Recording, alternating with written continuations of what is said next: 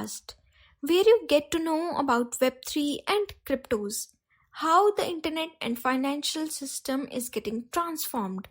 I try to break it in a simplified way so that you can make your way in this new wave of internet. I'm Rashi, your podcast host, back with another episode after really long. In this episode, we will discuss crypto lessons learned in 2022 from the industry and what we can bring from those lessons in 2023. So let's reanalyze what all happened. Undoubtedly, 2022 was one of the tough years for Web3 and crypto industry, from Luna to FTX to BlockFi, Celsius, and 3AC. So first lesson we learned is nothing is too big to fail. Terra Luna that got placed in top 5 layer 1 coin went to almost zero or few cents from $80 in the month of May. In the case of FTX, it was one of the third largest centralized crypto trading exchange in the market that went down in just the matter of time in 4 days, where many of the crypto traders and investors lost their life savings. Another big downfall when $10 billion hedge fund 3 Arrow Capitals filed bankruptcy.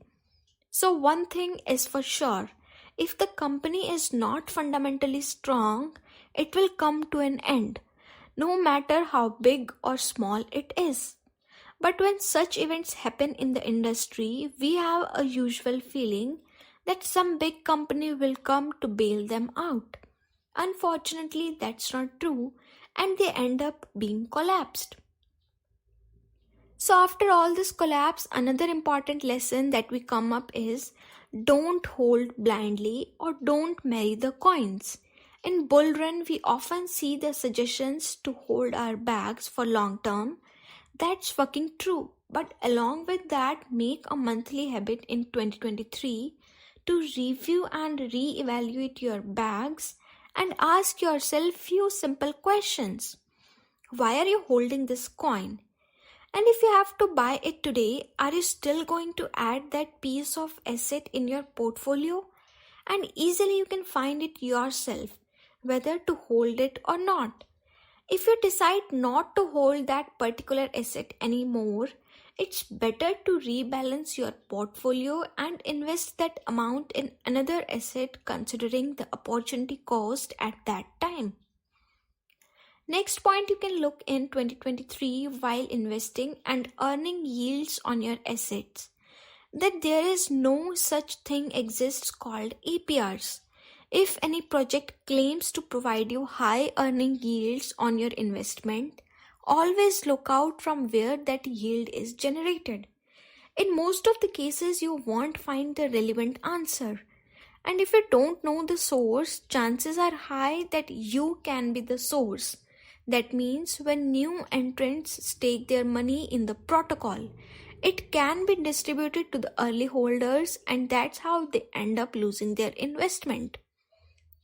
So it's completely okay if you're not earning those high juicy APYs by staking in protocols and centralized exchanges. Keep your assets safe in cold storage devices. Fourth point comes up is timing the market or predicting the market is impossible. Whether it comes to predicting the highs or bottoms, there is never a perfect time in the market to invest. No investor or trader can buy at the bottom and sell at the highest. So there's one strategy that you can follow, be it bull run or bear run. Start dollar cost averaging, that is DCA. During the bear run, you can DCA in, and during the bull run, you can DCA out. Another thing that you can plan out is your risk management strategy and work on that rather trying to catch up the tops or bottoms. Now last and not the least comes is DeFi is not dead, but people fail because of greed, lack of risk management and poor decisions. Because if you look back on the case of FTX, BlockFi, Celsius, You will observe it all collapsed because of human behavior. Whenever the centralized stands to fail, probably DeFi is the first one to come up for the users, and henceforth you can consider to trust the codes rather than trusting the humans.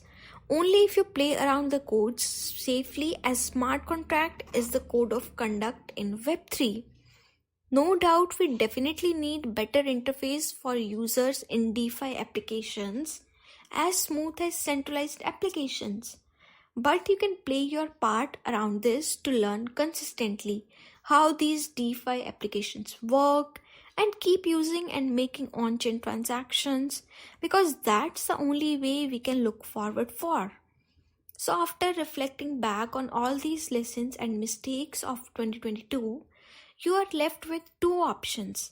Either call the market a scam and see it's a bubble burst, or put the time to learn and prepare for the next run. So guys, that was it for today's episode.